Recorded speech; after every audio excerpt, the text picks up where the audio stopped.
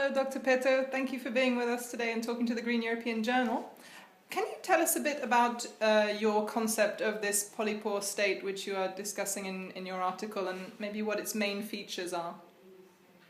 Thank you very much for the question and the opportunity. And before the viewers start Googling what polypore is, this is a mushroom. This is a parasite which is living on the trunk of the tree. It actually flourishes. It actually lives, grows on the mistakes on the of the tree. And it cannot be separated really from the tree. And this kind of state needs the kind of hosting community, needs the tree, but it's a very different form of state. And in our research, we actually identified 3 different functions of this polypore state. And if we are looking at the ways how in Poland, in Hungary, in Turkey, in Russia, these kind of states are operating, you see that depending on the different national and international context, these features are appearing. So what are these 3 features? First of all, it creates alternative NGO sphere. So in the progressive tradition, we all believe that NGOs are important and nice and they are the good people. It turned out that there is a new phenomenon, which is this unholy civil society. Those organizations, which are called gongos, the state are kind of quasi-financing these kind of organizations, which are loyal to the government and they are implementing their agendas in different fields in the social life. That also means that these kind of organizations are offering an alternative to the secular human rights-based NGOs. So this is the first one. The second one is securitization. There is always a securitization discourse which actually aims against certain enemies. The enemies like the refugees, like the migrants, George Soros, for example. So in these countries, the securitization became a way of communication, and it also normalization of political and verbal violence. Right?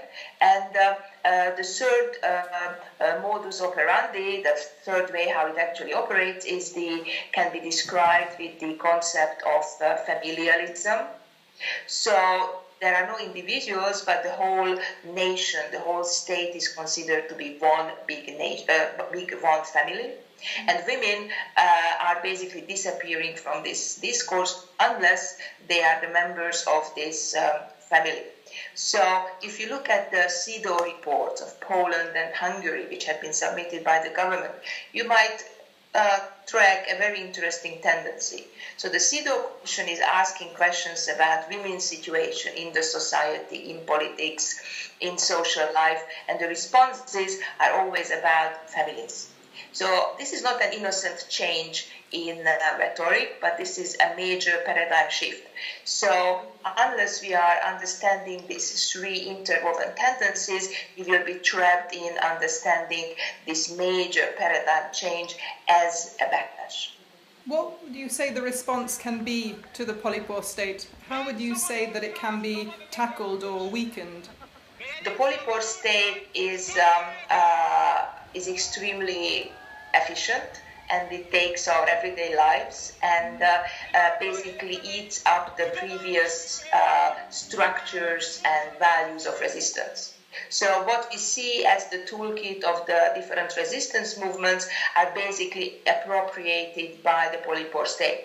So what you see in the context of Poland and Hungary, that what is very much needed is a new rhetoric of progressive political language, a new rhetoric which is addressing massive amount of supporters through material and real everyday issues.